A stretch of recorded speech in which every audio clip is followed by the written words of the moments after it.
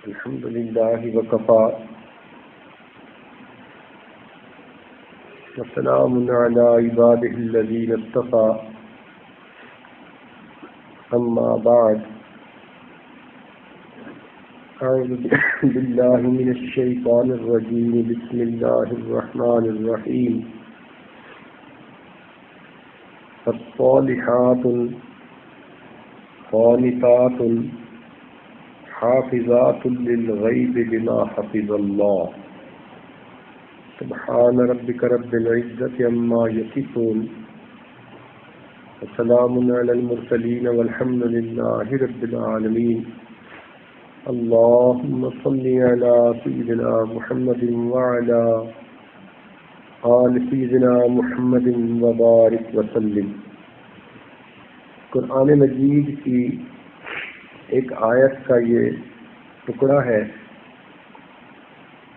لیکن اپنے مضمون کے اعتبار سے یہ اتنا کامل ہے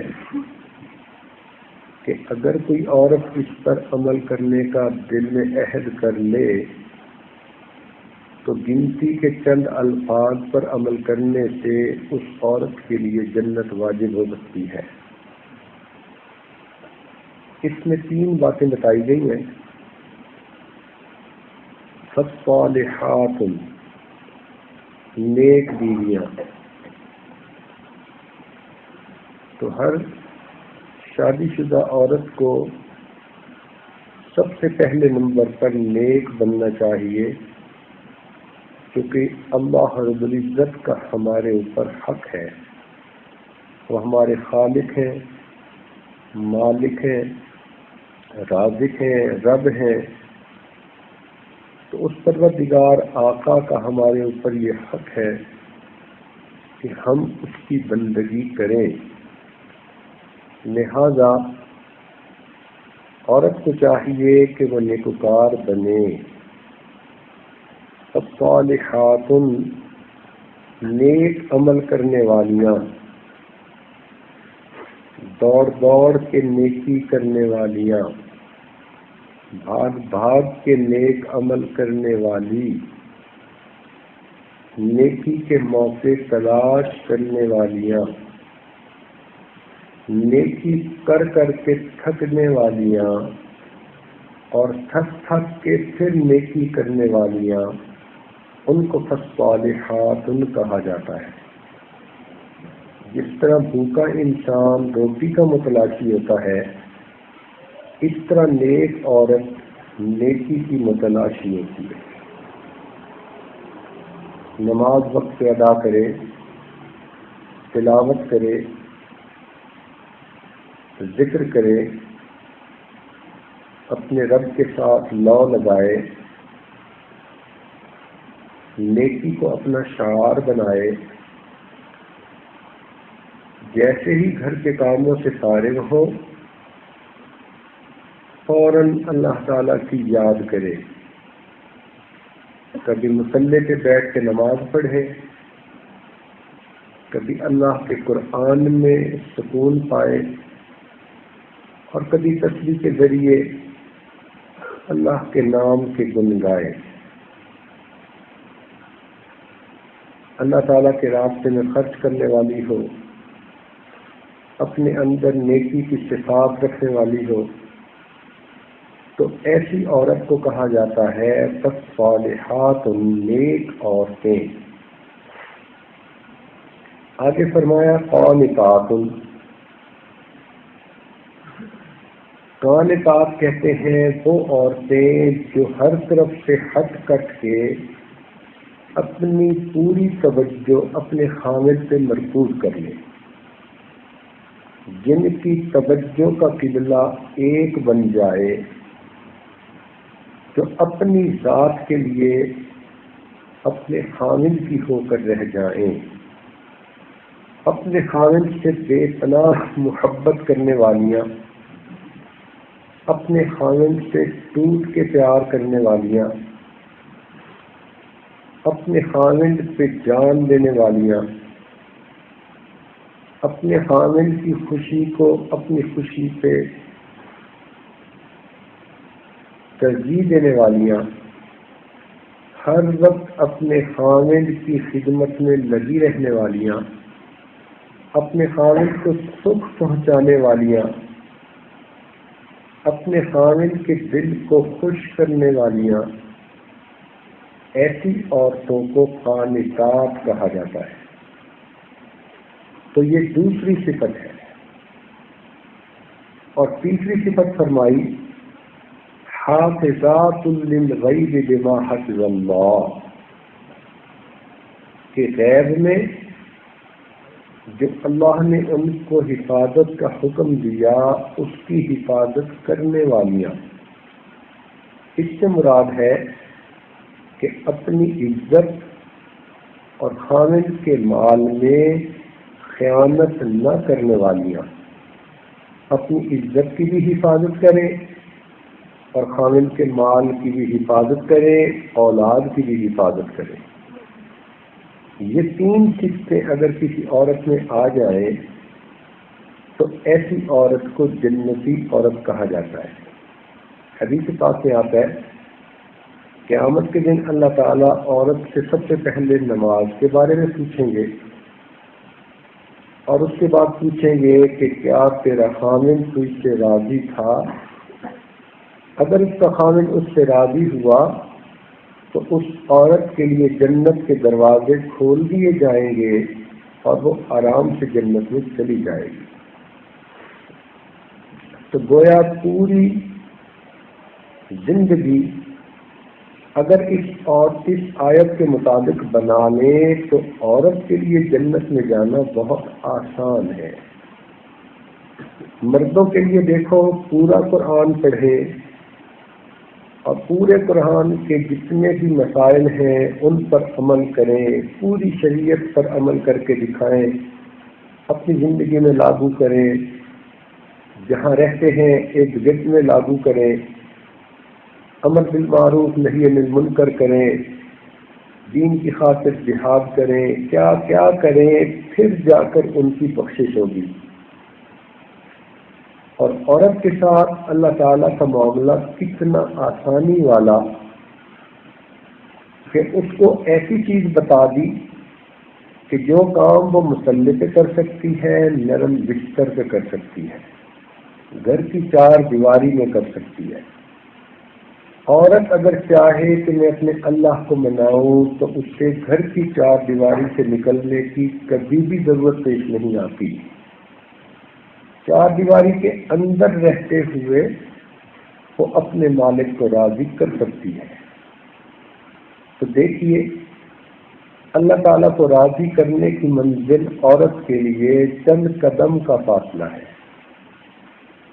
اپنے بستر پہ اپنے خاوند کو راضی کر لے اور اپنے مسلح پہ اپنے رب کو راضی کر لے تو اس کے لیے جنت کے 8 دروازے کھول دیے جائیں گے۔ چنانچہ اگر ہم اس امت کی عظیم عورتوں کی زندگیوں کو دیکھیں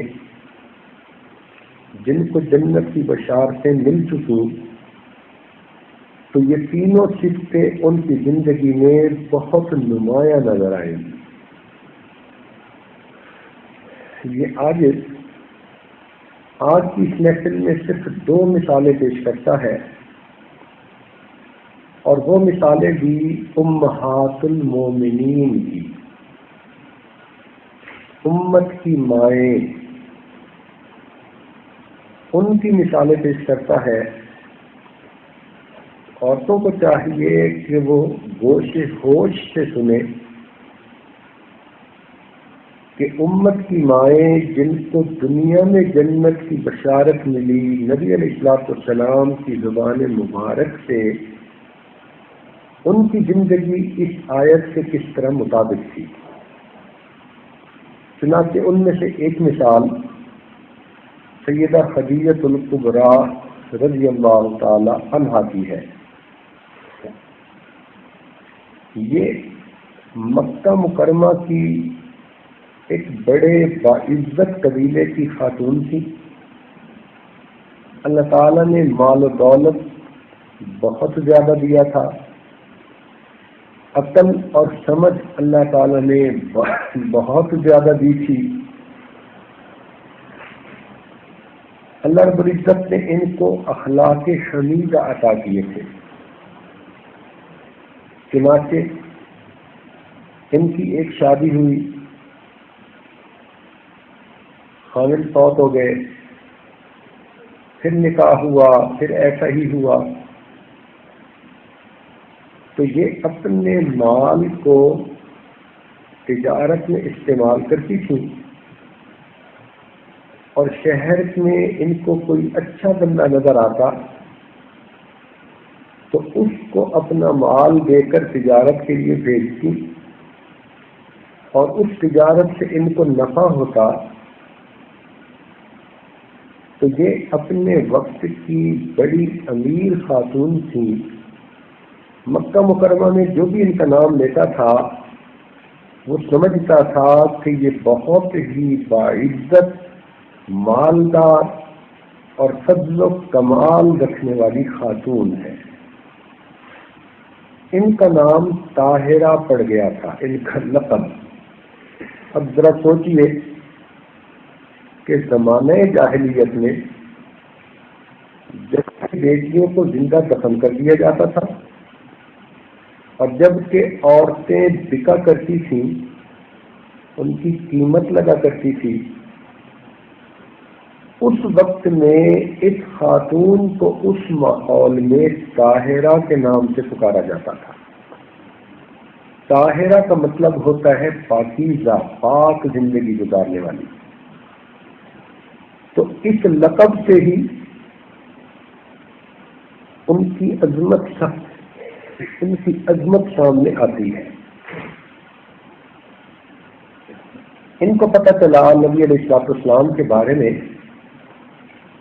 کہ محمد صلی اللہ علیہ وسلم نامی ایک نوجوان ہے، اپنی دیانت، امانت، صداقت میں وہ بہت معروف ہے، لوگ اس کو بہت پسند کرتے ہیں. تو انہوں نے نبی علیہ السلام کو پیغام بھیجا کہ آپ میرا مال لے کر تجارت کے لیے شام جائیں، اور جتنا میں عام لوگوں کو پیسے دیتی ہوں آپ کو میں دگنے پیسے دوں گی. نبی علیہ السلام نے اپنے چچا ابو طالب سے اس کا تذکرہ کیا تو انہوں نے کہا کہ بھتیجے، یہ رزق ہے جو تمہارے لیے اللہ رب العزت نے بھیجنے کا سبب بنایا. چنانچہ ان کی مشورے پر نبی علیہ السلام نے شام کا سفر فرمایا. تو اس خاتون نے اپنا ایک غلام جس کا نام میسرہ تھا اس کو نبی علیہ السلام کے ساتھ کر دیا، اور اس کے ذمہ لگایا کہ اس پورے سفر کی کارگزاری تم نے واپس آ کر مجھے سنانی ہے. نبی علیہ السلام سفر میں تشریف لے گئے، اور اس سفر میں پھر ایک راہب سے بھی ملاقات ہوئی جس نے ان کو بتایا نبی علیہ السلام کو کہ آپ اللہ کے نبی ہیں، نبی بنیں گے.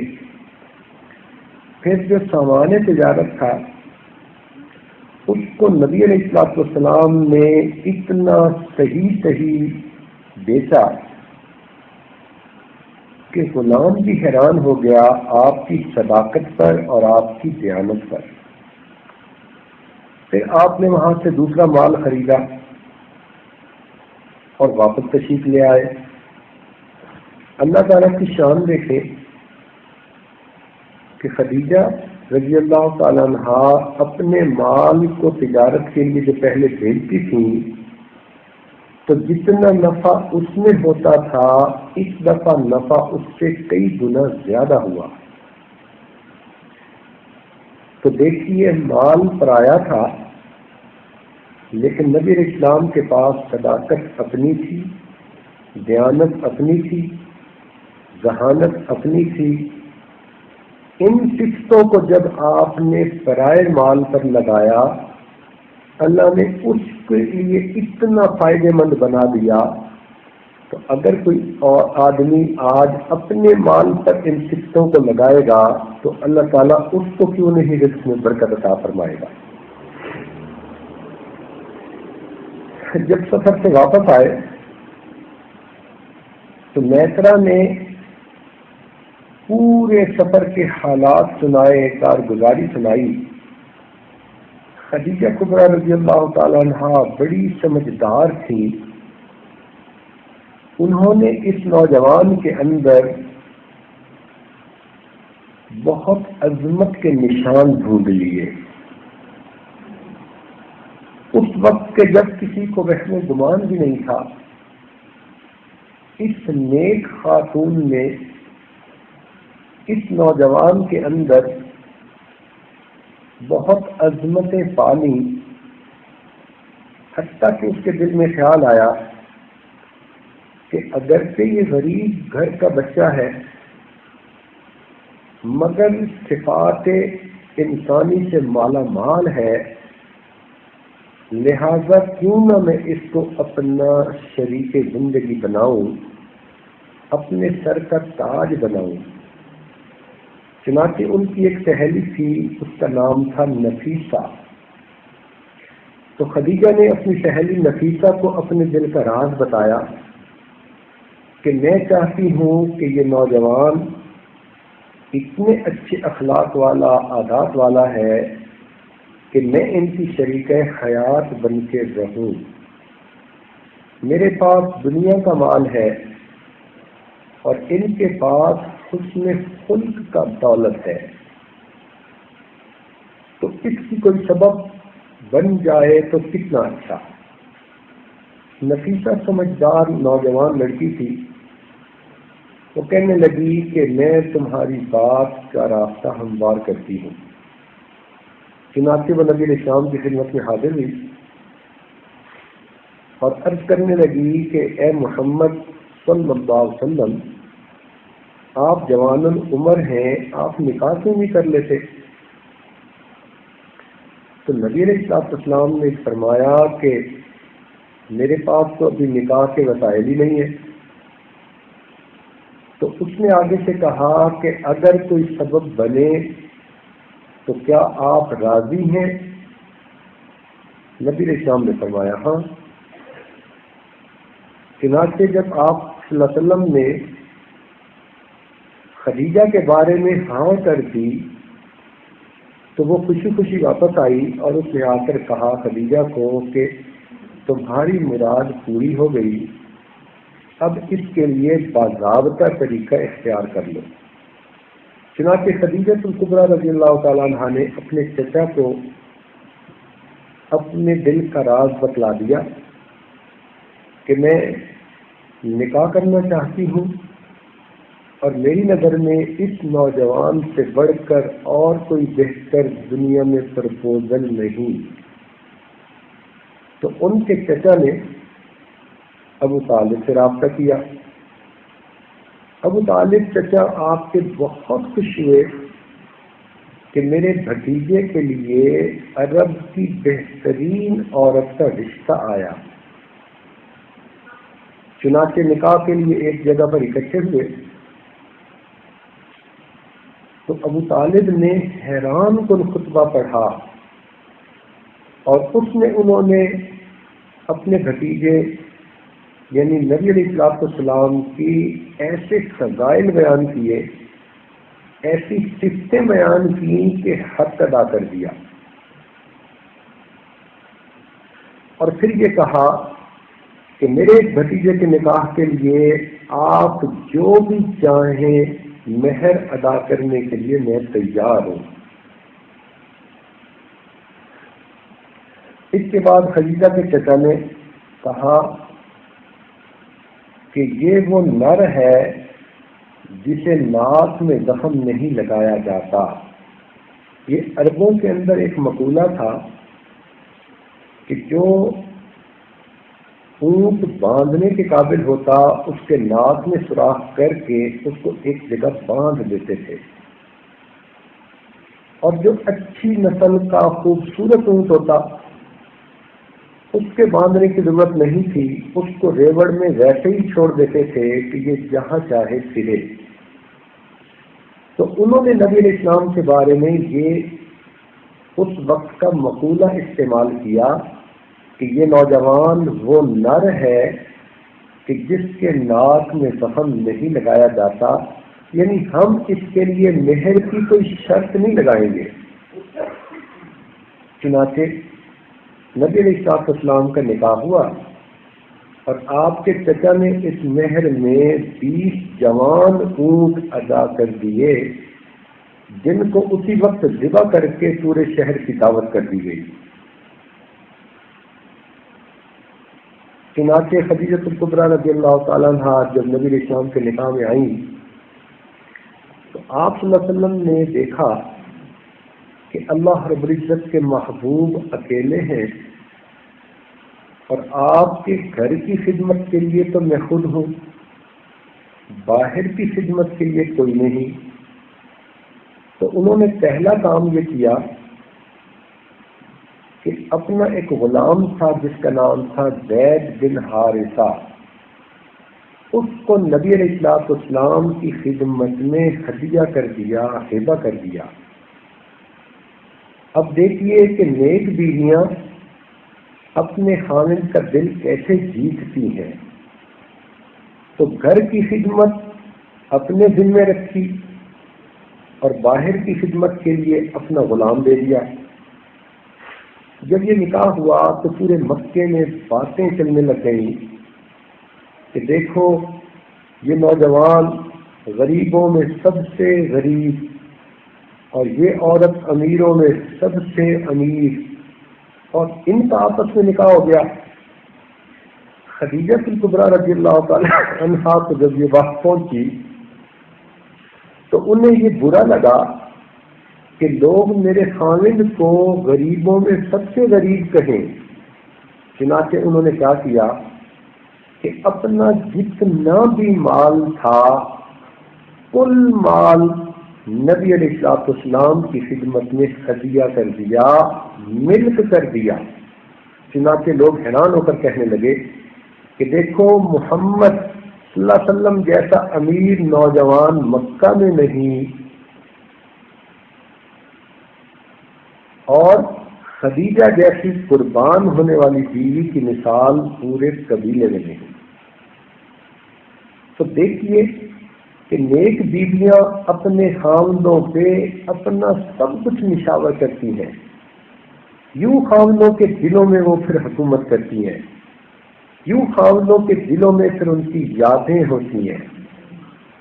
چنانچہ نبی علیہ السلام کو ان کے مال سے بہت فائدہ ہوا اور آپ نے اس مال کو خیر کے کام کے لیے استعمال کیا۔ شادی کے بعد پھر اولادیں ہونے لگیں تو سب سے پہلے آپ کے ہاں بیٹا ہوا جس کا نام آپ نے قاسم رکھا، اور نبی علیہ السلام کی کنیت ابو القاسم مشہور ہوئی۔ پھر اس کے بعد بیٹیاں ہوئیں، زینب، رقیہ، ام کلثوم، اور ایک اور بیٹا ہوا جس کا نام عبداللہ رکھا گیا، اس کو طیب اور طاہر بھی کہا گیا، اور ایک بیٹی ہوئی جن کو فاطمہ کہا۔ مگر اللہ تعالیٰ کی قدرت کہ آپ کے جتنے بیٹے تھے وہ بچپن میں ہی وفات پا گئے، اور آپ کی 4 بیٹیاں زندہ رہیں، اور ان 4 میں سے بھی 3 بیٹیاں آپ کی زندگی میں ہی وفات پا گئیں، اور سیدہ فاطمہ الزہرا رضی اللہ عنہا جو آپ کی سب سے چھوٹی اور لاڈلی بیٹی تھیں، وہ آپ کی وفات کے 6 مہینے بعد اس دنیا سے وہ بھی رخصت کر گئی۔ نبی علیہ السلام کی عمر مبارک اس وقت 25 سال تھی، اور خدیجہ الکبریٰ رضی اللہ تعالی عنہا کی عمر 40 سال تھی۔ آج کل کے نوجوان اس سے ذرا سبق سیکھیں، جو فقط شکل و صورت کا حسن دیکھتے پھرتے ہیں، جو فقط چہروں کا حسن دیکھتے پھرتے ہیں، وہ یہ دیکھیں کہ اللہ رب العزت کے محبوب نے جو پہلا نکاح فرمایا، اپنے سے بھی 15 سال عمر میں وہ بڑی خاتون تھیں اور ان کے 2 نکاح پہلے ہو چکے تھے۔ تو نبی علیہ السلام نے بھی ان کی صفات کو دیکھا، بیوی نے بھی صفات دیکھی، خاوند نے بھی صفات دیکھی، اور یوں یہ نکاح ہو گیا۔ اور اللہ تعالیٰ نے پھر اس نکاح کے ذریعے سے اپنے محبوب صلی اللہ علیہ وسلم کو کیا ذہنی سکون عطا فرمایا۔ تو جیسے قرآن مجید میں ہے نا، لِتَسْكُنُوا إِلَيْهَا، کہ تم اپنی بیویوں سے سکون پاؤ۔ نبی علیہ السلام کو خدیجۃ الکبریٰ رضی اللہ عنہا سے اتنا سکون ملا، اتنا سکون ملا، آپ پوری زندگی اس سکون کو یاد کرتے رہے۔ چنانچہ جب نبی علیہ السلام کی عمر مبارک 40 سال کے قریب ہوئی تو 6 مہینے ایسے گزرے کہ آپ صلی اللہ علیہ وسلم کو خواب آتا اور وہ دن میں پورا ہو جاتا۔ اس کو رویائے صادقہ کہتے ہیں، سچے خواب۔ پورے 6 مہینے آپ خواب دیکھتے، وہ پورا ہو جاتا۔ انہی خوابوں کے ذریعے سے خدیجۃ الکبریٰ رضی اللہ تعالیٰ عنہا کا دل اس بات کو جان گیا تھا کہ آپ ایک عظیم ہستی ہیں اور آپ سے اللہ تعالیٰ نے کام لینا ہے۔ یہ بیوی ہوتی ہے جو خاوند کی پوشیدہ صلاحیتوں کو جان کر اس کی عظمت کی معترف ہوتی ہے۔ آج کل کی بیویاں تو اپنی آنکھوں سے بھی خاوند کی خوبیاں دیکھیں تو ان کو نظر انداز کر دیتی ہیں۔ یہ وہ بیوی تھی کہ جو خوبیاں ابھی ظاہر نہیں ہوئیں ان کو پہچان کر پہلے سے ہی ان کی عظمت اپنے دل میں مان چکی ہیں۔ چنانچہ نبی علیہ السلام جب عبادت کے لیے تشریف لے جاتے غار حرا میں، تو کبھی کبھی خدیجۃ الکبریٰ رضی اللہ تعالیٰ عنہا پیچھے آپ کو پانی اور روٹی دینے کے لیے بھی وہاں جاتی۔ اکثر و بیشتر نبی علیہ السلام پورے ہفتے کے لیے کچھ روٹی اور پانی ساتھ لے جاتے۔ نبی علیہ السلام کا عبادت کا یہ شوق اتنا زیادہ ہوا کہ ایک ایک ہفتہ آپ وہاں قیام فرماتے اور اللہ تعالیٰ کی عبادت میں لگے رہتے۔ خدیجۃ الکبریٰ رضی اللہ تعالیٰ عنہ نے کبھی بھی یہ اعتراض نہ کیا کہ آپ گھر سے کیوں چلے جاتے ہیں۔ وہ سمجھتی تھیں کہ آپ اپنے رب کی طرف رجوع کر رہے ہیں اور یہ ایک نیکی کی بات ہے، اور بیوی کو چاہیے کہ وہ نیکی میں معاون بنے، رکاوٹ نہ بنے۔ پھر ایک وہ دن آیا جب جبرائیل علیہ السلام وحی لے کر آئے اور انہوں نے نبی علیہ السلام کو آ کر کہا اقرأ بسم ربک الذی خلق، کیونکہ نبی علیہ السلام نے اس سے پہلے کبھی پڑھا نہیں تھا، تو آپ نے آگے سے جواب میں فرمایا ما انا بقارئ، میں تو پڑھا ہوا نہیں ہوں۔ تو انہوں نے نبی علیہ السلام کو اپنے سینے سے لگایا اور خوب اچھی طرح دبایا۔ یہاں محدثین نے لکھا کہ یہ بھی حصول فیض کا طریقہ ہے۔ اس لیے اللہ والوں کے ساتھ جب مرد لوگ معانقہ کرتے ہیں تو کئی مرتبہ اللہ تعالیٰ ایک سینے سے فیض دوسرے سینے میں ڈال دیتے ہیں۔ جب 3 مرتبہ ایسا ہوا تو اس کے بعد نبی علیہ السلام نے پڑھنا شروع کر دیا، مگر چونکہ آپ نے نبی علیہ السلام نے جبریل علیہ السلام کو اپنی اصلی حالت میں دیکھا تھا اور یہ کیفیت پہلی مرتبہ ہوئی تھی، تو آپ صلی اللہ علیہ وسلم پر ایک خوف ساری تھا۔ یہ ایک فطرتی اور طبعی سی چیز ہے کہ کوئی بھی غیر معمولی بات پیش آئے تو انسان فطرتی طور پر تھوڑی دیر کے لیے گھبرا جاتا ہے۔ تو آپ صلی اللہ علیہ وسلم جب اپنے گھر تشریف لائے تو آپ نے فرمایا زملونی زملونی، مجھے کمبل اڑا دو کمبل اڑا دو۔ آپ کی اہلیہ صاحبہ نے آپ کو بستر پر لٹا کر اوپر کمبل دے دیا، اور جب کمبل ڈال دیا تو قریب آ کر پھر آپ سے پوچھا، اے اللہ کے نبی آپ کو کیا محسوس ہو رہا ہے؟ اے میرے محبوب آپ کو کیا محسوس ہو رہا ہے؟ آپ نے فرمایا خشیت علی نفسی، مجھے لگتا ہے کہ کہیں میری جان ہی نہ چلی جائے۔ تو جب نبی علیہ السلام نے یہ الفاظ کہے تو اہلیہ صاحبہ جو آپ کی عاشقہ تھی، قدردان تھی، انہوں نے اللہ کی قسم کھا کر کہا کلا، ہرگز نہیں، واللہ، اللہ کی قسم، لا یخزیک اللہ، اللہ تعالیٰ آپ کو رسوا نہیں فرمائیں گے۔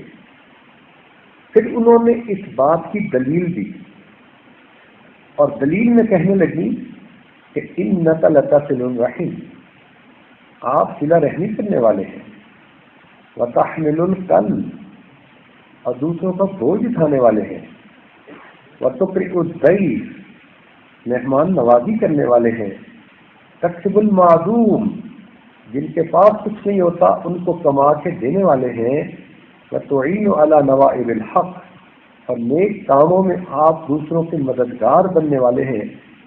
کیونکہ آپ کے اندر یہ صفات ہیں، ایسی صفات والے بندے کو اللہ تعالیٰ ضائع نہیں فرمائے۔ یہ دیکھیے کہ نیک بیوی کی صفت کیسی ہوتی ہے کہ پہلے وہ کیا جو خامد نے کہا، کمبل اڑا دیا، اور پھر پاس بیٹھ کر پیار بھری آواز سے، میٹھے میٹھے لفظوں سے ایسی تسلی کی باتیں کہیں۔ نبی علیہ السلام فرماتے ہیں کہ میرے دل کا جو غم تھا وہ ختم ہو گیا۔ یہ نیک بیویاں ہوتی ہیں، اور یوں وہ اپنے خامن کے دل جیتا کرتی ہیں۔ خامن کے دل لڑائی سے نہیں جیتے جاتے، تلوار سے نہیں جیتے جاتے، پیار کے ذریعے سے جیتے جاتے ہیں۔ جو عورت اپنے خامن کا دل پیار سے نہیں جیت سکی، وہ تلوار سے بھی اپنے خامن کا دل نہیں جیت سکتی۔ تو نبی علیہ السلام کو بہت تسلی ہو گئی، مگر بیوی ایسی کہ اتنے پہ ہی اس نے کام کو ختم نہیں کیا۔ جب اگلا دن ہوا تو ان کے اقتدار بھائی تھے جو تورات کے بڑے ماہر تھے، عبادت گزار تھے، تو یہ نبی علیہ السلام کو لے کر وہاں تشریف لے گئیں، اور وہاں جا کر کہا کہ اسمع لابن اخیک، کہ اپنے بھائی کے بیٹے سے پوچھیں کہ ان کو کیا معاملہ پیش آیا۔ تو ورقہ بن نوفل نصرانی تھے اور عبرانی زبان جانتے تھے، چنانچہ انہوں نے پوچھا نشانیاں، اور پھر کہا ہذہ ناموس الذی، یہ وہی فرشتہ ہے جو موسیٰ علیہ السلام پر آتا تھا، آپ پر آیا ہے تو آپ تو اللہ کے نبی ہیں۔ اور پھر تورات میں جو نشانیاں لکھی ہوئی تھیں وہ بتائیں کہ آپ کی قوم آپ کی مخالفت کرے گی، اور ایک وقت آئے گا کہ آپ کی قوم آپ کو شہر سے نکال دے گی۔ تو نبی علیہ السلام نے حیران ہو کر پوچھا ابا مخرجین، کیا مجھے نکال دیا جائے گا؟ انہوں نے کہا ہاں، اے کاش اس وقت اگر میں زندہ ہوتا تو میں آپ کی مدد کرتا۔ تاہم نبی علیہ السلام کو یہ یقین ہو گیا کہ یہ جو کچھ معاملہ ہوا یہ وحی کا تھا، اور اللہ تعالیٰ کا پیغام مجھے ملا ہے۔ خدیجۃ الکبریٰ رضی اللہ تعالیٰ عنہ نبی علیہ السلام کو لے کر آئیں، اور انہوں نے گھر میں آ کر نبی علیہ السلام پر ایمان لا کر ایک بہت بڑی فضیلت پالی۔ دیکھیں، جب تاریخ بن رہی ہوتی ہے اس وقت تسلیم کر لینا یہ بڑی عظمت ہوتی ہے. جب تاریخ بن جاتی ہے پھر تو دشمن بھی مان لیا کرتے ہیں. خدیجہ الکبریٰ رضی اللہ تعالی عنہا کی یہ بہت بڑی صفت تھی کہ جب پوری دنیا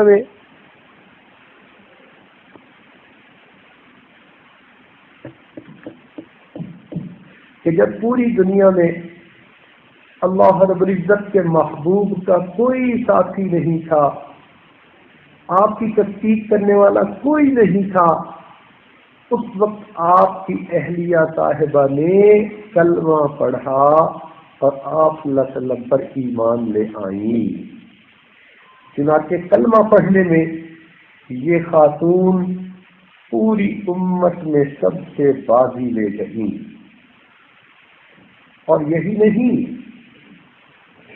کہ وہ خود ایمان لے آئیں، بلکہ انہوں نے گھر کے اندر ماحول ایسا بنا رکھا تھا، اپنے خامد کی عزت اتنی بنا رکھی تھی کہ گھر کے چھوٹے بچے بھی ایمان لے آئے. چنانچہ ان کا غلام زید بن حارثہ غلاموں میں وہ سب سے پہلے ایمان لے آئے. اور حضرت علی رضی اللہ تعالیٰ عنہ ان دنوں نبی علیہ السلام کی کفالت میں تھے. ان کی والدہ فاطمہ بن اسد جو نبی علیہ السلام سے بہت محبت کرتی تھی اور اس نے والدہ کی طرح ان کو پالا تھا، اور وہ بھی دل میں سمجھ گئی تھی کہ یہ عظیم انسان ہے، تو اس نے اپنی زندگی میں اپنے بیٹے کو نبی علیہ السلام کی صحبت کے لیے دے دیا تھا. چنانچہ آپ خدیجہ الکبریٰ رضی اللہ تعالی عنہا کے پاس اس وقت رہتے تھے، تو بچوں میں حضرت علی رضی اللہ تعالیٰ عنہ ایمان لے آئے. تو دیکھیے کہ فقط خود ہی ایمان نہیں لائیں بلکہ گھر کا ماحول ہی ایسا بنایا کہ گھر کے چھوٹے بھی ایمان لے آئے. پھر اس کے بعد صدیق اکبر رضی اللہ تعالیٰ عنہ کو پتہ چلا تو مردوں میں آزاد مردوں میں سب سے پہلے صدیق اکبر رضی اللہ عنہ ایمان لے آئے. پھر آپ کی بیٹیاں بھی آپ پر ایمان لے آئیں. تو اس سے اندازہ لگائیے کہ نیک بیویاں اپنے خاوند کو کیسے گھر میں عزت دیتی ہیں.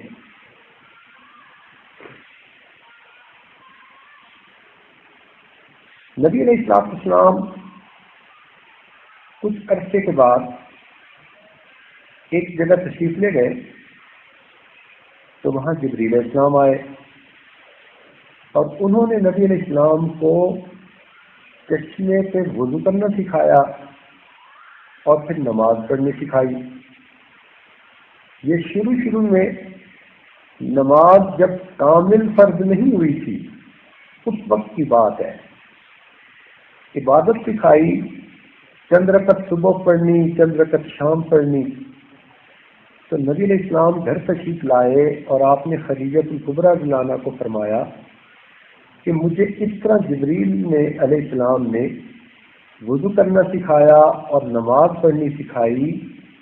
یہ ایسی نیک بیوی تھی کہ انہوں نے نبی علیہ السلام کو نماز پڑھتے دیکھا تو ویسا ہی وضو کیا اور نبی علیہ السلام کے پیچھے پھر اسی طرح نماز ادا کی. تو ان کو جو فضیلتیں حاصل ہیں ان میں ایک فضیلت تو ایمان لانے میں بھی سب سے آگے تھی اور اس امت میں سب سے پہلے نماز پڑھنے میں بھی سب سے آگے نکل گئی. چنانچہ ایک صحابی کہتے ہیں کہ میں نے ایک جگہ پر نبی علیہ السلام کو دیکھا کہ وہ آئے، انہوں نے وضو کیا، نماز پڑھی. پھر میں نے ایک خاتون کو دیکھا کہ اس نے بھی بالکل اسی طرح کیا. پھر ایک بچے کو دیکھا اور وہ بچہ علی المرتضیٰ تھے، انہوں نے بھی اسی طرح نماز پڑھی.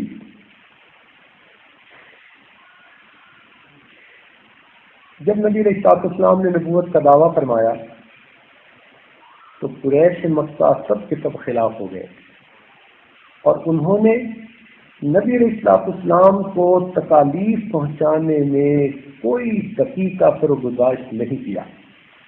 اللہ تعالیٰ کے محبوب بہت زیادہ غمزدہ ہوتے جب بھی گھر تشریف لاتے، آپ کی اہلیہ صاحبہ اپنے میٹھے بول سے، محبت بھری باتوں سے اللہ کے محبوب کو یہ کہتی کہ آپ یہ تو بتائیں کون سے رسول ہیں کہ جن کی قوم نے ان کی مخالفت نہیں کی؟ آپ کی بھی اگر لوگ مخالفت کرتے ہیں تو یہ کون سی بڑی بات ہوئی؟ جب یہ بات وہ کہتی تو نبی اسلام فرماتے تھے کہ یہ سن کر میرے دل کو تسلی ہو جاتی۔ دیکھو یہ ہے ازدواجی زندگی کہ باہر سے غمزدہ خامد گھر آئے اور بیوی اپنی پیار بھری محبت بھری باتوں سے خامد کے غم کو دور کر دے۔ اور آج کل تو ہنستا مسکراتا خامد گھر آتا ہے اور بیوی اس سے جنگ کرنے کے لیے تیار بیٹھی ہوتی ہے، پھر کہتی ہیں کہ خامد ہماری بات نہیں سنتے، ہماری بات نہیں مانتے، کوئی تعویذ مل جائے کہ خامد ہماری مٹھی میں آ جائے۔ اسی دوران 3 سال کے لیے قریش مکہ نے نبی علیہ السلام کے ساتھ مقاطعہ کر لیا، لین دین ہر طرح سے بند کر کے سول بائیکاٹ کر دیا۔ تو نبی علیہ السلام ایک گھاٹی تھی جس کا نام شیب ابی طالب پڑ گیا، وہاں آ گئے۔ اب بیوی کی عظمت دیکھیں، یہ تو امیر گھرانے کی تھی اور ان کا تو خاندان بڑا امیر تھا۔ یہ اگر چاہتی تو اپنے خاندان کے پاس میکے چلی جاتی اور میکے جا کر اپنے عیش و آرام کی زندگی گزارتی اور یہ کہہ سکتی تھی کہ آپ جانیں اور آپ کا مشن جانیں، مگر یہ وفادار بیوی تھی۔ اس بیوی نے کہا کہ میں آپ کے ساتھ ہوں، چنانچہ وہ بھی شیب ابی طالب میں گئیں اور اتنی ناز و نعمت کی پلی ہوئی عورت وہاں پر کئی دن فاقے میں گزارتی۔ یہ صفت ہوتی ہے بیوی کی کہ خامد کے غم کو اپنا غم سمجھتی ہے، خامد کے دکھ کو اپنا دکھ سمجھتی ہے۔ اب یہ جو دکھ انہوں نے جھیلا یہ اختیاری تھا، اگر وہ چاہتی تو اپنے میکے سے مدد لے سکتی تھی، اپنے میکے والوں کے پاس جا کر خود ٹھہر سکتی تھی، مگر نہیں، وہ سمجھتی تھی کہ بیوی کو اپنے خاوند کے ساتھ کیسے ہونا چاہیے۔ چنانچہ 3 سال ایسی حالت میں گزارے کہ کئی دن کھانے کو کچھ نہ ملتا، پینے کو کچھ نہ ملتا۔ یہ بہت مشقت کا وقت تھا، مگر انہوں نے اپنے خاوند کا ساتھ نہیں چھوڑا۔ بالآخر جب وہاں سے باہر نکلے تو پھر تھوڑے ہی عرصے کے بعد ہجرت سے 3 سال پہلے 65 سال کی عمر میں ان کا انتقال ہو گیا۔ نبی علیہ السلام کو بہت بڑا دکھ ہوا۔ اس سال میں آپ کے چچا بھی فوت ہوئے اور آپ کی اہلیہ بھی فوت ہوئی، تو نبی علیہ السلام نے اس سال کا نام عام الحزن رکھا، غم کا سال۔ دیکھیں یہ ہوتی ہیں اچھی بیویاں کہ اگر فوت ہو جائیں تو خاوند ان کے فوت ہونے کے سال کو حزن کا سال کہے، اس کو نجات کا سال نہ کہے۔ جیسے آج کل کی کوئی عورت فوت ہو تو اس کا خاوند سمجھتا ہے کہ میری جان چھوٹ گئی۔ تو نیک بیویوں کی پہچان دیکھیے کہ نبی اسلام نے اس کا نام عام الحزن رکھا۔ نبی اسلام نے فرمایا کہ مردوں میں تو بہت لوگ کامل گزرے، مگر عورتوں میں 3 عورتیں بہت کامل گزریں۔ ایک بی بی مریم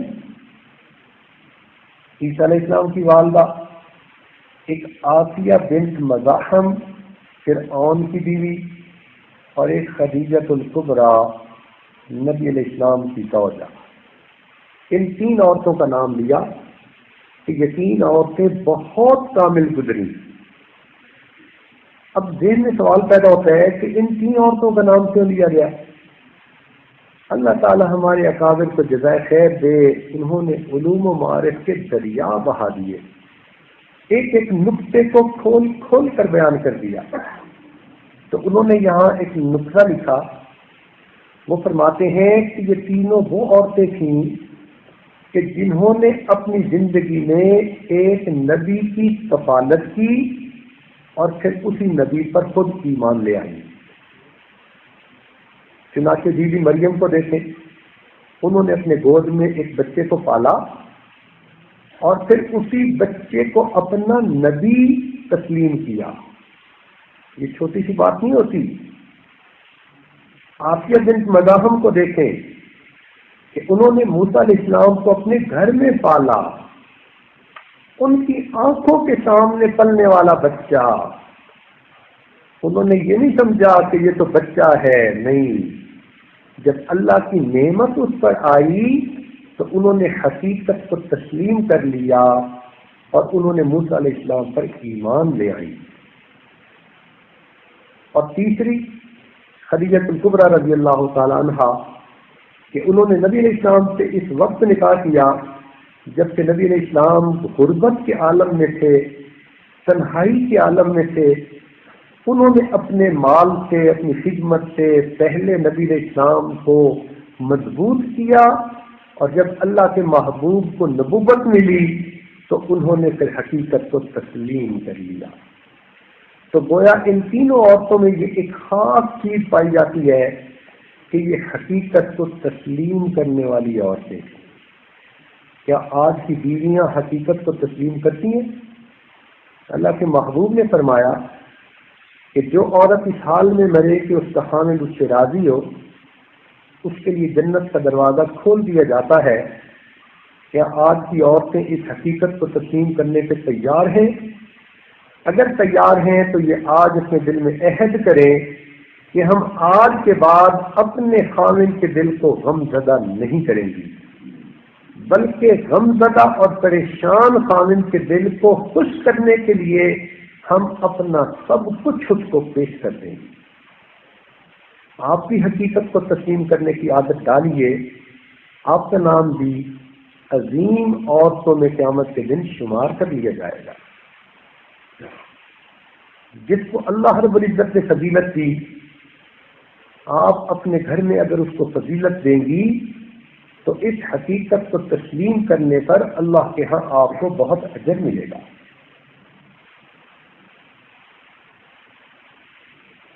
چنانچہ نبی علیہ السلام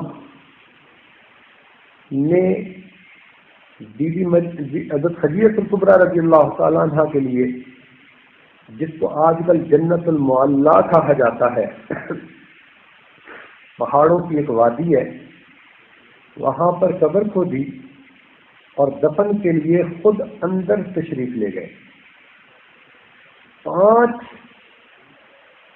صحابہ اور صحابیات ہیں کہ جن کی قبر میں اللہ رب العزت کے محبوب خود اترے، جن میں سے ایک خدیجۃ الکبریٰ ہے. باقی کی تفصیل کروں تو وقت کم، میں اپنا عنوان پورا نہیں کر سکوں گا.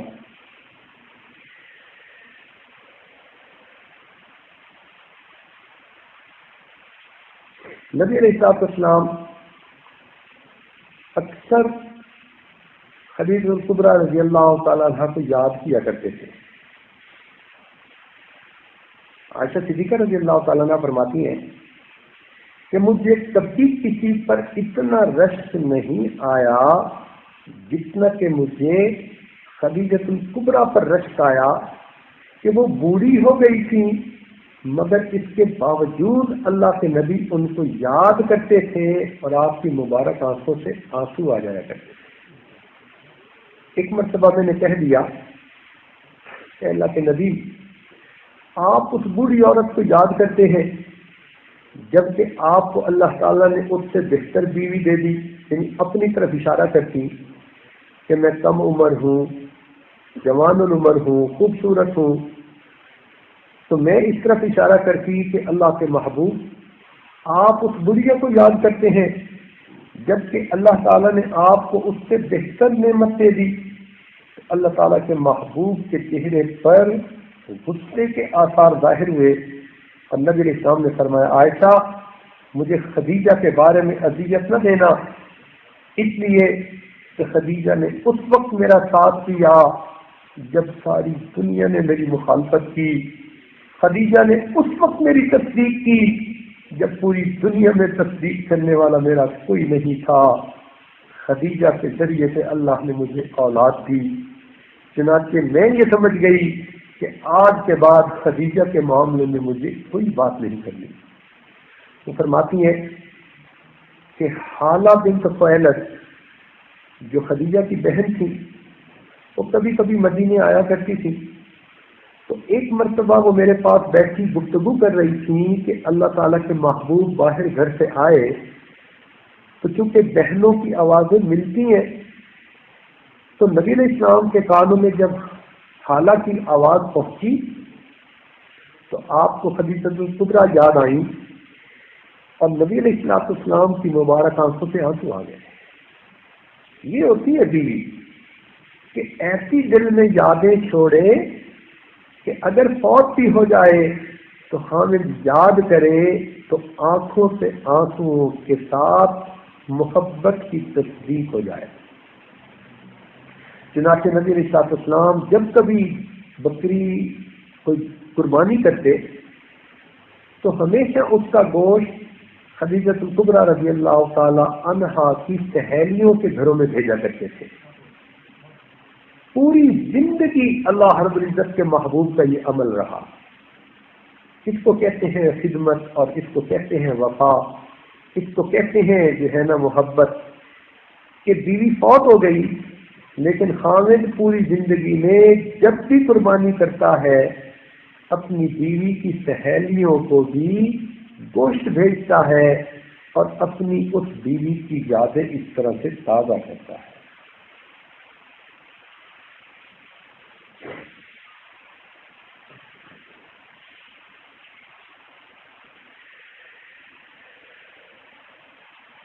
چنانچہ خدیجہ الکبریٰ رضی اللہ تعالیٰ عنہ کو اللہ تعالیٰ نے چند باتوں کے اندر اولیت عطا فرمائی۔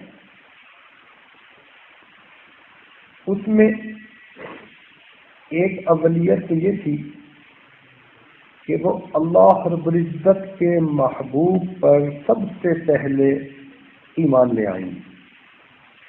دوسری فضیلت ان کو یہ ملی کہ اس امت میں سب سے پہلے انہوں نے نماز پڑھی، اور ایک فضیلت یہ ہوئی کہ اللہ تعالی نے اپنے محبوب کی اولاد ان کے بطن سے ہوئی۔ ایک فضیلت یہ بھی تھی کہ ان کو دنیا میں جنت کی بشارت دی گئی، اور ایک یہ بھی خوبی تھی کہ دنیا میں ان کو اللہ رب العزت نے سلام بھیجے۔ چنانچہ نبی علیہ السلام نے فرمایا کہ خدیجہ جبرائیل امین آئے ہیں اور آ کر تمہیں اللہ تعالی کا سلام کہہ رہے ہیں۔ دیکھو جب بیوی اپنے خاوند پہ قربان ہوتی ہے تو عرش پہ رحمان کو اتنی خوشی ہوتی ہے کہ وہ عرش سے اپنے سلام فرش پر بھیج دیتے ہیں۔ تو خدیجہ کبریٰ رضی اللہ تعالیٰ عنہ نے جب یہ سنا تو حدیث پاک میں آتا ہے کہ یہ سن کر انہوں نے کہا کہ اللہ تعالیٰ سلام ہے، جبرائیل علیہ السلام کو سلام ہو، اور آپ وسلم پر بھی سلامتی ہو، اللہ کی رحمتیں ہوں اور اس کی برکتیں ہوں۔ محدثین نے لکھا کہ اس جواب سے ان کے علم اور ان کی ذہانت کا پتہ چلتا ہے۔ ان کو ایک یہ بھی فضیلت حاصل کہ وہ وفات پانے والی نبی علیہ السلام کی پہلی زوجہ اور ایک یہ بھی فضیلت حاصل کہ ان کو دفن کرنے کے لیے اللہ کے محبوب خود قبر میں اترے۔ ان باتوں سے پتہ چلتا ہے کہ اللہ رب العزت کے محبوب کو ان سے کتنی محبت تھی۔ اب آپ یہ سوچیں گی کہ یہ تو ایک مثال، چلیں آپ کو دوسری مثال بھی دے دیتے ہیں تاکہ بات اچھی طرح آپ کے ذہن میں بیٹھ جائے۔ نبی علیہ السلام کی ایک اور زوجہ محترمہ تھی جن کا نام تھا عائشہ صدیقہ رضی اللہ تعالی عنہا۔ یہ پہلی مثال ان کی دی جو عمر میں بڑی تھیں، اور دوسری مثال میں ان کی دے رہا ہوں جو عمر میں بہت چھوٹی تھی۔ فرماتی ہیں کہ میں گڑیوں سے کھیلتی تھی اور کھیل رہی تھی کہ جب میری رخصتی ہو گئی، بلکہ جب نبی علیہ السلام کے گھر تشریف لائیں تو اس وقت بھی گڑیوں سے کھیلتی تھی، اور انہوں نے ایک گھوڑا بنا رکھا تھا جس کی آنکھیں وغیرہ تو ظاہر نہیں تھیں مگر اس کے پر سے بنے ہوئے تھے، رف قسم کی چیز تھی۔ تو ایک دفعہ اس کے ساتھ ویسی کھیل رہی تھی تو نبی علیہ السلام نے پوچھا یہ کیا ہے؟ کہنے لگی میرا گھوڑا ہے۔ آپ نے فرمایا کہ گھوڑے کے پر تو نہیں ہوتے؟ تو کہنے لگی کہ سلیمان علیہ السلام کا گھوڑا تھا اور اس کے پر تھے۔ یہ سن کر نبی علیہ السلام مسکرا پڑے۔ تو اتنی چھوٹی عمر میں اللہ رب العزت کے پاس تشریف لائیں، اس میں بھی بڑی حکمتیں ہیں۔ حدیث پاک میں آتا ہے، سیدہ عائشہ صدیقہ رضی اللہ عنہا ہی روایت کرتی ہے کہ جبرائیل علیہ السلام نے ایک سبز ریشمی کپڑے پر میری تصویر آسمانوں سے لائی اور نبی علیہ السلام کو دکھائی اور بتایا کہ اللہ رب العزت نے اس کو آپ کے لیے دنیا اور آخرت میں آپ کی بیوی کے طور پہ چن لیا ہے۔ اور فرمایا کرتی تھی کہ ابھی تو میری شکل میرے ماں کے بطن میں ہی نہیں بنی تھی جبکہ میری شکل اللہ نے اپنے محبوب کو دکھا دی۔ چنانچہ نبی علیہ السلام جب ہجرت کر کے آئے تو آپ بہت غمزدہ رہا کرتے تھے، خدیجہ الکبریٰ رضی اللہ عنہا کی یاد میں مغموم رہتے تھے۔ تو اس غم کی حالت میں پھر جبرائیل علیہ السلام دوبارہ آئے اور انہوں نے آ کر نبی علیہ السلام کو دوبارہ وہ شکل دکھائی، تصویر دکھائی کہ آپ ان سے نکاح فرمائیں۔ آپ نے پہچان لیا کہ یہ تو ابو بکر صدیق کی بیٹی ہیں، چنانچہ ان کے ساتھ آپ کا نکاح ہو گیا۔ یہ اس وقت آئی تھیں کہ جب ابھی بالغ نہیں ہوئی تھی۔ اس میں حکمت کیا تھی؟ دو حکمتیں تھیں۔ ایک تو حکمت یہ تھی کہ یہ وہ خاتون ہیں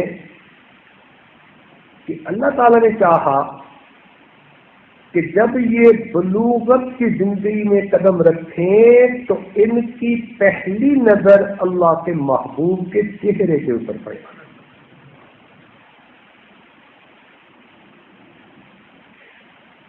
اور دوسری حکمت یہ تھی کہ چھوٹی عمر میں چونکہ یاداشت بہت پکی ہوتی ہے، اس لیے نبی علیہ السلام کی تعلیمات کی جتنی عالمہ یہ بنی اتنی پوری ازواج مطہرات میں سے کوئی نہ بن سکی۔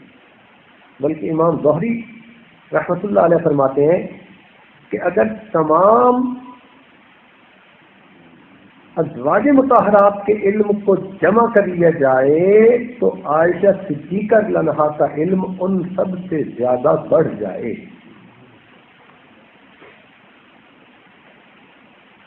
فرمایا کرتی تھیں کہ اللہ تعالیٰ نے مجھے 10 باتوں میں تمام ازواج کے اوپر فضیلت دی۔ پہلی فضیلت کہ اللہ تعالیٰ نے میری صورت اپنے محبوب کو دکھا دی کہ یہ دنیا میں اور جنت میں آپ کی زوجہ بنے گی۔ دوسری فضیلت کہ میں ہی تھی جو کنوارے پن میں نبی علیہ السلام کے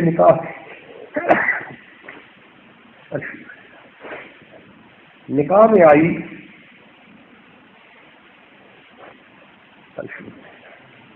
جتنے بھی باقی ازواج مطہرات تھیں یا تو وہ بیوائیں تھیں یا مطلقہ تھیں. میں ہی تھی جو کنواری تھی اور اللہ کے محبوب کے نکاح میں آئی اور سماتی تھیں کہ میں نبی علیہ السلام کے ساتھ ایک بستر پہ لیٹی ہوتی تھی کہ اس حال میں اللہ کا قرآن نازل ہوتا تھا. فرماتی تھیں کہ میں ہی تھی کہ جس کی پاک دامنی کی گواہی اللہ رب العزت نے اپنے قرآن میں عطا فرمائی. 5ویں فضیلت فرمایا کرتی تھیں کہ ایک موقع پر نبی علیہ السلام کو جھنڈا بنا کر لہرانے کی ضرورت تھی اور آپ کو اس چیز ڈھونڈ رہے تھے. جب مجھے پتہ چلا تو میرا ایک دوپٹہ تھا جو سفید بیک گراؤنڈ تھا اور اس میں کالی لائنیں لگی ہوئی تھی. میں نے وہ اللہ کے محبوب کی خدمت میں پیش کیا. اللہ تعالیٰ کے محبوب نے اپنے مبارک ہاتھوں سے میرے دوپٹے کو اسلام کا جھنڈا بنا کر لہرایا. 6 فضیلت یہ فرماتی تھیں کہ میرے ماں اور باپ دونوں مہاجر اور صحابی تھے. یہ فضیلت کسی اور کو حاصل نہیں تھی. 7ویں فضیلت فرماتی تھیں کہ میں کئی دفعہ لیٹی ہوتی تھی سامنے اور اللہ تعالیٰ کے محبوب نماز پڑھتے تھے. یہ فضیلت آپ کی ازواج میں سے کسی اور کو حاصل نہیں تھی. 8ویں فضیلت کیسی تھی کہ اللہ تعالیٰ کے محبوب کئی مرتبہ میرے ساتھ اکٹھے غسل فرماتے. ایک برتن میں پانی ہوتا, ہم دونوں قریب بیٹھ کر نہا رہے ہوتے. کبھی میں پیالے سے پانی اپنے اوپر ڈالتی اور کبھی اللہ کے محبوب اپنے اوپر پانی ڈالتے. یوں مل کے نہانے کی فضیلت میرے سوا کسی اور زوجہ کو حاصل نہیں ہوئی. 9ویں فضیلت کہا کرتی تھی کہ میں بستر پر بیٹھی تھی اور اللہ رب العزت کے محبوب میرے سینے پر اپنا سر رکھ کر ٹیک لگائے ہوئے تھے کہ اس حال میں اللہ تعالیٰ کے محبوب نے اس دنیا سے پردہ فرمایا. اور 10ویں فضیلت کہا کرتی تھی کہ میرے ہی حجرے کو اللہ رب العزت نے اپنے محبوب کے لیے پسند کیا اور اسے جنت کا باغ کہا اور جنت کے باغ میں اللہ کے محبوب قیامت تک آرام فرما رہے ہیں.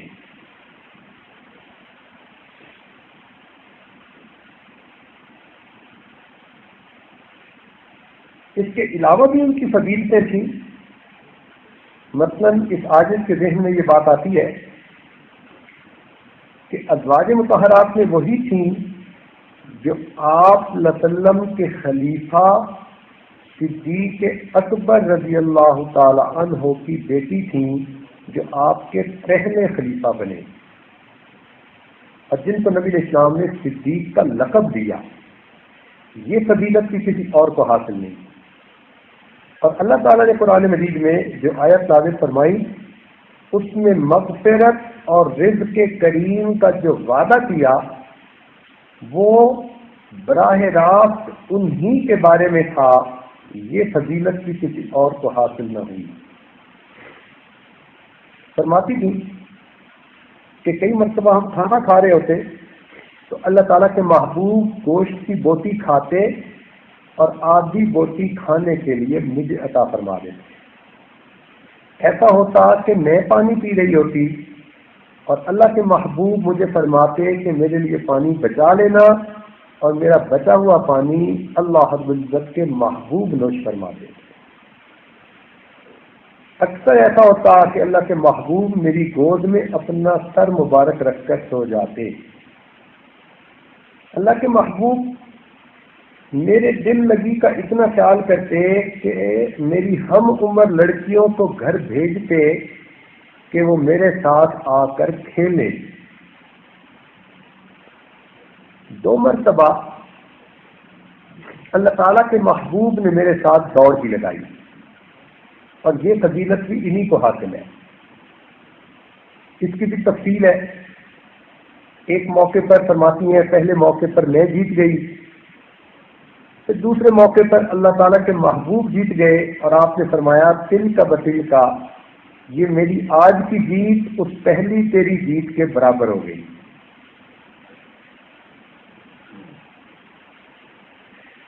تو دیکھیے کہ یہ عائشہ صدیقہ رضی اللہ تعالیٰ عنہ کے بارے میں نبی اسلام نے فرمایا کہ ان کو دنیا کی عورتوں پر وہ فضیلت حاصل ہے کہ جیسی سرید کھانے کو باقی کھانوں پر فضیلت حاصل ہے. بہت ذہین تھی. چنانچہ ایک مرتبہ فاطمہ الزہرا رضی اللہ عنہا کے ساتھ بیٹھی تھی تو ماں بیٹی کا رتبہ تھا مگر عمر کم ہونے کی وجہ سے آپس میں دوستانہ بھی تھا. تو فاطمہ الزہرا رضی اللہ عنہا مسکرائیں. پوچھا کیوں مسکراتی ہو؟ کہنے لگی مجھے خیال آیا. کیا خیال آیا؟ کہنے لگی کہ آپ کے والد تو ابو بکر ہیں اور میرے والد تو محمد مصطفیٰ صلی اللہ علیہ وسلم ہیں. بس یہ بات سننی تھی کہ عائشہ صدیقہ رضی اللہ تعالیٰ عنہ نے تو نبی علیہ السلام کی تعریفیں کرنی شروع کر دی. عائشہ فاطمہ تم نے سچ کہا کہ تم محمد مصطفیٰ صلی اللہ علیہ وسلم کی بیٹی ہو. ہمیں ایمان ملا ان کے صدقے، قرآن ملا ان کے صدقے، ہدایت ملی ان کے صدقے، اللہ ملا ان کے صدقے.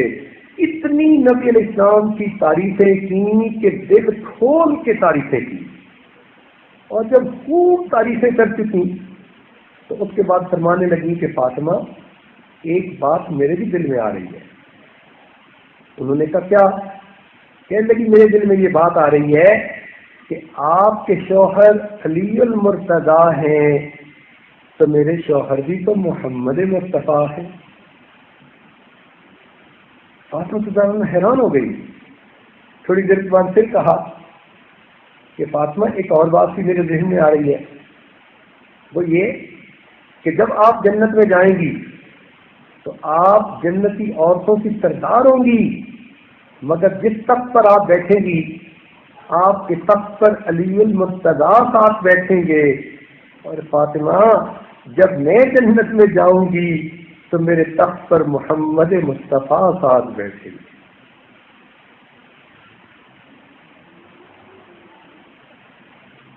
چنانچہ ان کی نمایاں واقعات میں سے چند باتیں میں آپ کے سامنے آج پیش کرنا چاہ رہا ہوں. ایک تو یہ کہ ایک مرتبہ نبی اسلام ایک غزوہ پر تشریف لے گئے. ایک مقام پر قیام فرمایا جس کا نام تھا ذات الجیش.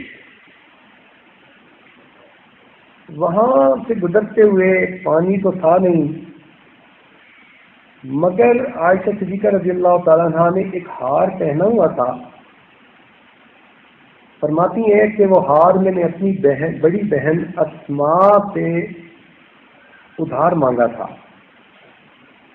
وہ میرا ہار کہیں ٹوٹ کے گر گیا. تو جب ٹوٹ کے گر گیا تو میں نے نبی علیہ السلام کی خدمت میں عرض کیا تو نبی علیہ السلام نے قافلے کو رکنے کا حکم دیا. پڑاؤ ڈال دیا گیا اور نبی علیہ السلام نے 2 بندوں کو بھیجا کہ جاؤ ہار کو ڈھونڈو. اس دوران اللہ تعالیٰ کے محبوب میری گود میں سر رکھ کے لیٹ گئے فرماتی ہیں کہ صحابہ کرام نے محسوس کیا کہ اگلی نماز کا وقت قریب ہے اور پانی یہاں ہے نہیں، اور اللہ تعالیٰ کے محبوب نے پڑاؤ کا حکم دے دیا۔ تو ان میں سے ایک میرے والد کے پاس آئے اور آ کر کہنے لگے کہ دیکھیں، آپ کی بیٹی کا ہار ڈھونڈنے کے لیے یہاں پڑاؤ ڈالا گیا اور پانی ہے نہیں اور نماز کا وقت قریب ہو گیا، تو کیا بنے گا؟ تو صدیق اکبر اللہ تعالیٰ عنہ غصے میں میرے خیمے میں آئے۔ اللہ تعالیٰ کے محبوب آرام فرما رہے تھے، تو صدیق اکبر اللہ عنہ نے مجھے آہستہ آواز سے ڈانٹا اور کہا کہ عائشہ، کیا مصیبت تم نے کھڑی کر دی کہ تمہارے ایک ہار کی وجہ سے پورے قافلے نے رکنا کو روک لیا گیا؟ تم ایسی بے موقع بات کیوں کرتی ہو؟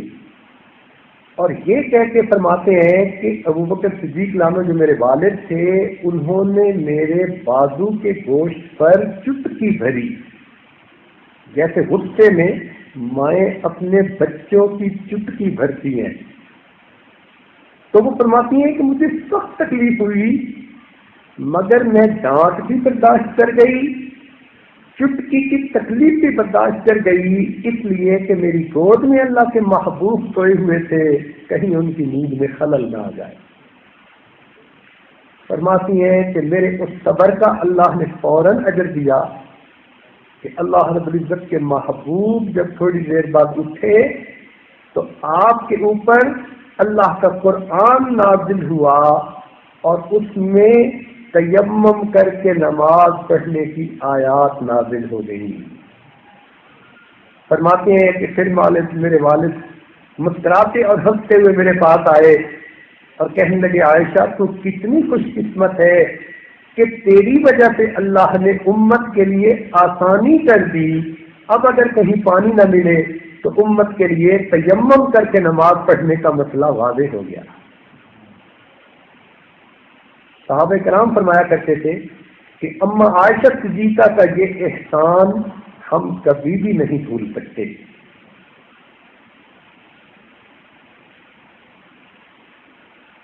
ایک اور بھی واقعہ عجیب ہے کہ غزوہ خیبر کے بعد جب مسلمانوں کے پاس مال و دولت کی خوب ریل پیل ہو گئی تو اس وقت بعض ازواج مطہرات نے بھی عرض کیا کہ ہمیں بھی آپ کچھ سالانہ خرچہ دیجیے، بڑھائیے، بہت تنگی کئی دن فاقے میں گزرتا ہے۔ اللہ تعالیٰ کے محبوب کو یہ بات ناپسند ہوئی کہ میری بیویاں اپنے خرچے کی بات کریں، تو آپ نے 1 مہینے کے لیے اپنی بیویوں سے الگ وقت گزارا۔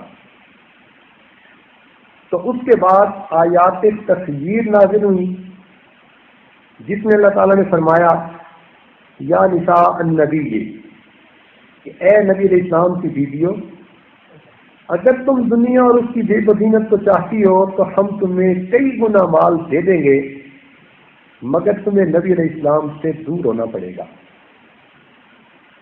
اور اگر تم نبی علیہ السلام کو پسند کرتی ہو تو پھر تمہیں اس قسم کا کوئی مطالبہ ہی نہیں رکھنا پڑے گا۔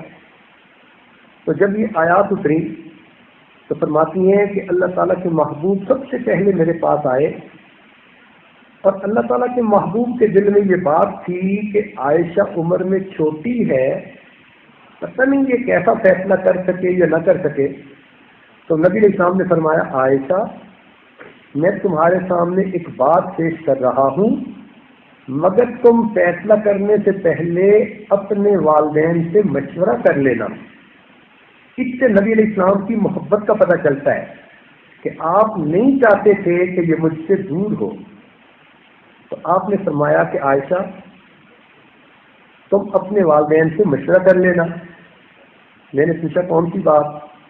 تو نبی علیہ السلام نے بتایا کہ اللہ تعالیٰ کی اس طرح سے وحی اتری ہے کہ یا تم دنیا کی بے بدینت کو پسند کر لو تو تمہیں ہم کئی گنا زیادہ دے دیں گے، دنیا کا مال و دولت ریل تیل دے دیں گے، تم کو خوش کر دیں گے، یا پھر تم اللہ کے محبوب کو چن لو۔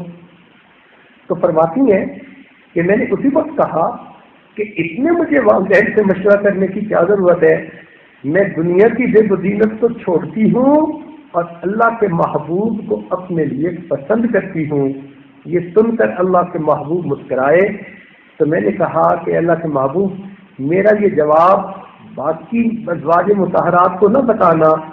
اللہ کے محبوب نے کہا نہیں، میں تو سچ سچ کہنے والا ہوں۔ چنانچہ باقی ازواج مطہرات کو جب پتہ چلا کہ ام المومنین عائشہ صدیقہ نے یہ کہا تو سب نے وہی الفاظ کہے، چنانچہ سب ازواج مطہرات نے اللہ کے محبوب کو پسند فرما لیا۔ یہ بھی ایک عجیب واقعہ ہے کہ جب نبی علیہ السلام پردہ فرمانے سے تھوڑی دیر پہلے عائشہ صدیقہ رضی اللہ تعالیٰ عنہا کی گود میں سر رکھ کے آرام فرما رہے تھے تو اس وقت ان کے بھائی عبد الرحمن آئے اور ان کے ہاتھ میں ایک مسواک تھا۔ نبی علیہ السلام نے جب اس مسواک کو دیکھا تو ذرا توجہ سے دیکھا تو بیویاں تو اپنے میاں کی منشا کو پہچانا کرتی ہیں۔ فرماتی ہیں میں نے پہچانا کہ اللہ کے محبوب مسواک کرنا چاہتے ہیں تو میں نے وہ مسواک لے کے اللہ کے محبوب کو دی، مگر وہ ذرا سخت تھی تو میں نے پہچانا کہ یہ سخت ہے تو میں نے پوچھا اے اللہ کے محبوب میں آپ کو نرم بنا کر دوں؟ تو محبوب نے اشارے سے کہا ہاں۔ فرماتی ہیں میں نے اس مسواک کو چبایا اور میرے چبائے ہوئے نرم کیے ہوئے مسواک کو اللہ کے محبوب نے اپنے منہ میں لے کر چبایا۔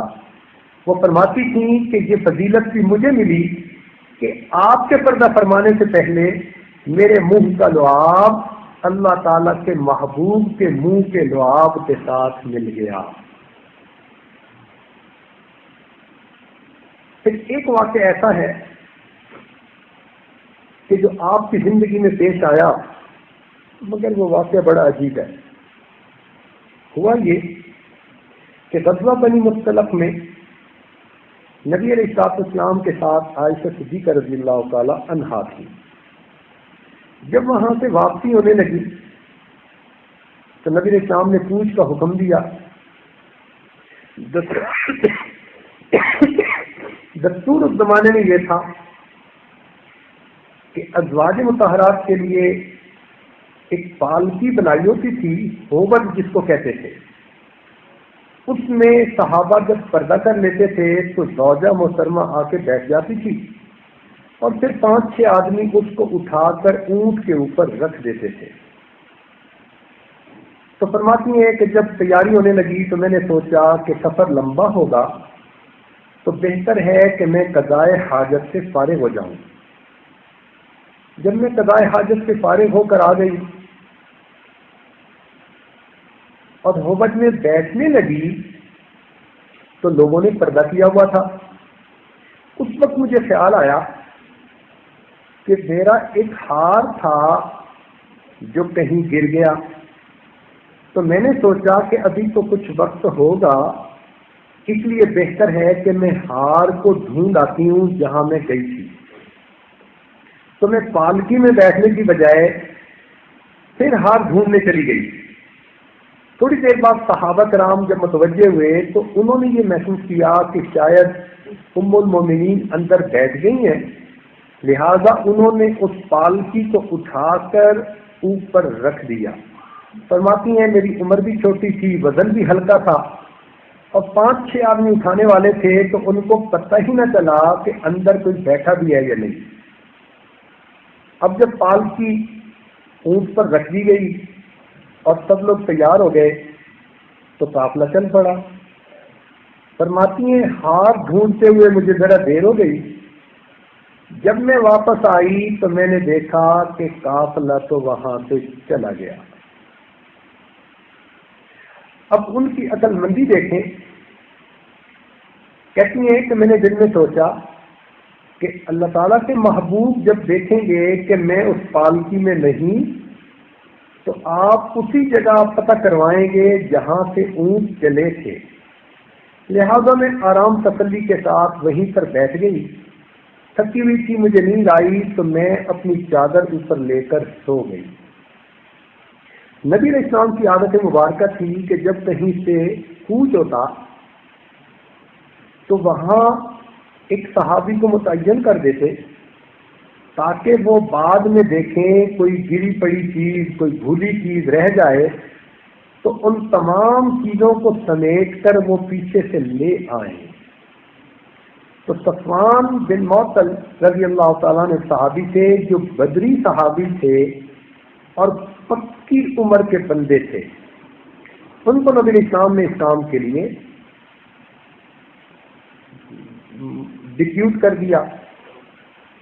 جب وہ راؤنڈ کرنے کے لیے آئے تو انہوں نے مجھے دیکھا کہ کوئی چادر میں لپٹا سو رہا ہے، تو انہوں نے پہچان لیا کہ یہ تو ازواج مطہرات کے خیمے کی جگہ تھی، اور انہوں نے مجھے نکاح سے پہلے چھوٹی عمر میں دیکھا بھی ہوا تھا، تو وہ پہچان گئے کہ میں ام المومنین ہوں اور میں تو یہاں پیچھے رہ گئی۔ تو انہوں نے اونچی آواز سے پڑھا انا للہ و انا الیہ راجعون۔ فرماتی ہیں ان کی آواز سن کر میں اٹھ بیٹھی اور میں نے اپنے آپ کو اچھی طرح چادر میں لپیٹ لیا۔ انہوں نے اپنے اونٹ کو میرے قریب بٹھا دیا، میں اونٹ کے اوپر بیٹھ گئی اور وہ اس کی رسی پکڑ کے چل پڑے حتیٰ کہ وہ جا کر قافلے کے ساتھ مل گئے۔ قافلے کے اندر کچھ منافقین لوگ تھے جو نبی علیہ السلام کو دکھ پہنچانے کے لیے ہر وقت موقع کی تلاش میں ہوتے تھے۔ جب ان کو یہ پتہ چلا تو انہوں نے تو اس پر بتنگڑ بنا لیا، کیچڑ اچھالنا شروع کر دیا، اور جب نبی علیہ السلام مدینہ میں پہنچے تو انہوں نے پورے شہر میں یہ بات پھیلا دی کہ آپ کی یہ زوجہ معاذ اللہ ارادتاً پیچھے رہی اور ایک صحابی بھی تھے، اور ہمارا خیال ہے کہ یہ اس سے بچ نہیں سکی۔ اب یہ بات سارے شہر میں پھیل گئی اور منافقین نے اس کو ہر کان میں پہنچا دیا۔ اتنا پروپیگنڈا کہ کئی مسلمانوں کو بھی اس بات پہ دل میں شک پیدا ہو گیا کہ آخر پیچھے کیوں رہی، پھر اتنا وقت وہاں رہی، پھر ایک جوان آدمی وہ بھی تھا، پھر دونوں مل کے آئے۔ تو جیسے ایک عام سوچ ہوتی ہے نا بندے کی، تو اس سوچ سے منافقین نے سوچا تو ان کو تو پروپیگنڈا کرنے کا بہترین موقع مل گیا۔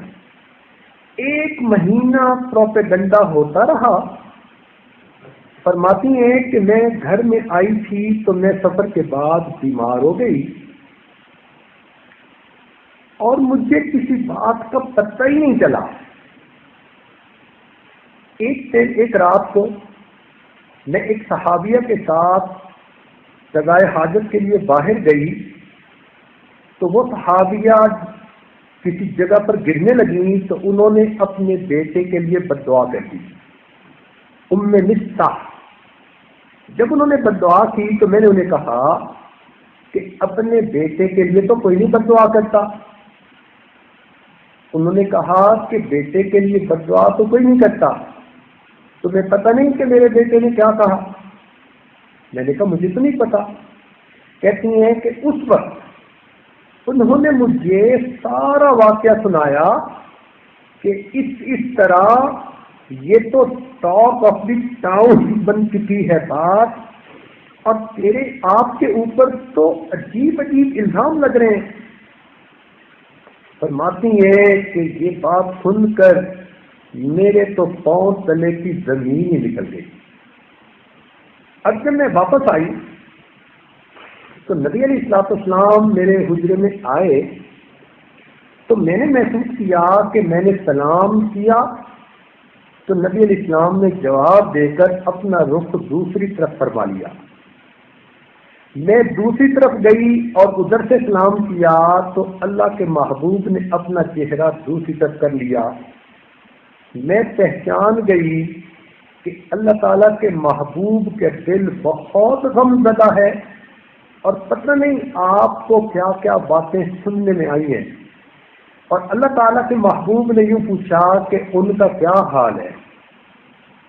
فرماتی ہیں کہ یہ جو الفاظ تھے نا کہ ان کا کیا حال ہے، میرے بارے میں میری حالت پوچھ رہے ہیں بیمار کی، اور یوں فرماتے ہیں کہ ان کا کیا حال ہے۔ تو میں پہچان گئی کہ یہ معاملہ تو بہت سیریس ہو گیا۔ چنانچہ میں نے اللہ کے محبوب سے عرض کیا، اے اللہ کے محبوب، اگر آپ مجھے اجازت دیں تو میں بیمار ہوں، کچھ دن کے لیے میں اپنے والد کے گھر چلی جاؤں۔ اللہ کے محبوب نے اشارے سے ہاں کر دی اور میں اپنے والد کے گھر آ گئی۔ جب عورتوں پر ایسی مصیبتیں پڑا کرتی ہیں پھر ان کو اپنی ماں اور اپنا باپ یاد آتے ہیں۔ ماتی ہیں میں اپنے والد کے گھر میں آئی، میری والدہ نے دروازہ کھولا، میں نے دیکھا کہ میری والدہ کی آنکھیں رو رو کر سرخ ہو چکی تھی۔ جب اندر پہنچی تو میں نے دیکھا کہ میرے والد ابوبکر صدیق لانو چارپائی پر بیٹھے ہیں، قرآن کی تلاوت کر رہے ہیں، اور ان کی آنکھوں سے آنسو ٹپ ٹپ گر رہے ہیں۔ اس ماں اور باپ کا کیا حال ہو کہ جن کی بیٹی پر الزام لگے، وہ بیٹی جو اللہ کے محبوب کے نکاح میں ہے، ان کے لیے تو مصیبت کا پہاڑ تھا جو ٹوٹ پڑا۔ فرماتی ہیں کہ جب میں نے اپنی والدہ کو بھی غمزدہ دیکھا، اپنے والد کو بھی غمزدہ دیکھا، تو اب میں سوچنے لگی کہ اب میں کس کے پاس جاؤں۔ حامد آخری سہارا ہوتا ہے، وہ بھی مجھ سے خفا، ماں باپ سہارا ہوتے ہیں، وہ بھی غمزدہ ہے، تو اب میں کیا کروں۔ فرماتی ہے اس وقت مجھے اپنا رب یاد آیا۔ میں اپنے مکان کے ایک کونے کی طرف چلی گئی۔ میری والدہ نے پیچھے سے مجھے دیکھا کہ بیٹی غمزدہ ہے، کہیں کوئی انتہائی قدم نہ اٹھا لے، مگر میں نے مصلی بچھایا اور مصلی بچھا کر میں سجدے میں چلی گئی، اور میں نے اللہ رب العزت سے دعا کرنی شروع کر دی، اے مسکینوں کے پروردگار، اے ضعیفوں کے پروردگار، اللہ سب فریاد کرنے والے تیرے دروازے کو کھٹکھٹاتے ہیں، آج تیرے محبوب کی حمیرہ بھی تیرے دروازے کو کھٹکھٹاتی ہے۔ اللہ یوسف علیہ السلام پر بہتان لگا تھا، آپ نے ان کی پاک دامنی کو واضح فرما دیا۔ بی بی مریم پر بہتان لگا تھا، ان کی بھی پاک دامنی کو واضح فرما دیا۔ اللہ آج آپ کے محبوب کی حمیرہ پہ بھی بہتان لگا ہے، میں فریاد کرتی ہوں، اللہ میرے محبوب کے دل کو میری طرف سے صاف فرما دیجئے، ان کو تسلی دے دیجئے۔ فرماتی ہے میں رو رہی تھی، دعائیں کر رہی تھی، ادھر اللہ تعالیٰ کے محبوب انہوں نے گھر کی عورتوں سے میرے بارے میں تحقیق کی۔ چنانچہ فرماتی ہیں کہ انہوں نے زینب بن جحش سے پوچھا کہ تم عائشہ کے بارے میں کیا کہتی ہو؟ تو انہوں نے جواب دیا کہ میں نے ان میں خیر کے سوا کچھ نہیں پایا۔ پھر انہوں نے گھر میں کام کرنے والی ام ایمن سے پوچھا کہ تم عائشہ کے بارے میں کیا جانتی ہو؟ اس نے کہا کہ بھولی بھالی لڑکی ہے، اتنی بات ہے کہ سوئی رہتی ہے اور کئی مرتبہ آٹا بکری کھا جاتی ہے، اس کے علاوہ تو میں نے اور کوئی چیز نہیں دیکھی۔ تو اللہ تعالیٰ کے محبوب کو گھر کی عورتوں سے تسلی ہو گئی میرے بارے میں۔ چنانچہ آپ مسجد نبوی میں تشریف لائے، کیونکہ 1 مہینے سے اللہ تعالیٰ کے محبوب غمزدہ تھے، تو آپ کے جان نثار فرمانے صحابہ بھی بہت دکھی تھے۔ چنانچہ نبی علیہ السلام مسجد میں آ کر بیٹھے، صحابہ بھی خاموش ہیں، آنکھوں سے آنسو کی لڑیاں ٹوٹ رہی ہیں، اللہ کے محبوب خاموش بیٹھے ہیں۔ نبی علیہ السلام نے اس وقت صحابہ سے بھی مشورہ کیا۔ صدیق اکبر تو چونکہ والد تھے اور اپنے گھر پر تھے، باقی صحابہ وہاں موجود تھے، تو نبی علیہ السلام نے عمر بن خطاب عنہ سے پوچھا، عمر آپ اس معاملے میں کیا کہتے ہیں؟ تو عمر رضی اللہ تعالیٰ عنہ نے جواب دیا، اے اللہ کے محبوب، اللہ تعالیٰ نے آپ کو اتنا پاک فرمایا اور بنایا کہ گندی مکھی بھی کبھی آپ کے جسم کے ساتھ نہیں لگی۔ یہ کیسے ممکن ہے کہ آپ کی زوجہ جس کے ساتھ آپ ایک بستر پہ رات گزاریں اس کے اندر کوئی گندگی ہو؟ اور یہ بات کہہ کر انہوں نے کہا کہ میرا تو دل کہتا ہے سبحانک ھذا بہتان عظیم، یہ تو بہت بڑا بہتان ہے۔ نبی علیہ السلام نے اس کے بعد عثمان غنی رضی اللہ عنہ سے پوچھا، آپ اس بارے میں کیا کہتے ہیں؟ عثمان رضی اللہ عنہ نے جواب دیا، اے اللہ کے نبی، آپ کو اللہ تعالیٰ نے اتنی عظمت دی کہ آپ کا سایہ بھی زمین پہ نہیں پڑتا، اس لیے کہ کسی کا پاؤں اس سائے کے اوپر نہ پڑ جائے۔ تو جس پروردگار نے آپ کے سائے پر دوسروں کے پاؤں پڑنے کو پسند نہ کیا، یہ کیسے ممکن ہے کہ آپ کی زوجہ پر دوسرے کو قابو اللہ تعالیٰ عطا فرما دے؟